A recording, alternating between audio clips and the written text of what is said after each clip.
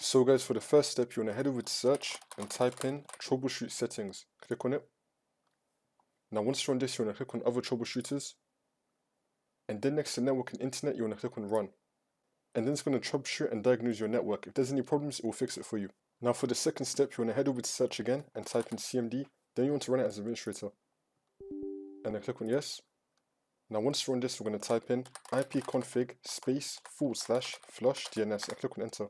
Then we're going to type in netsh space winsock space reset and click on enter again.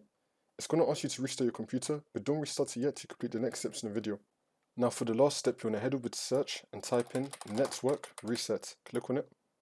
Now once you're on this, you want to click on reset now and then click on yes.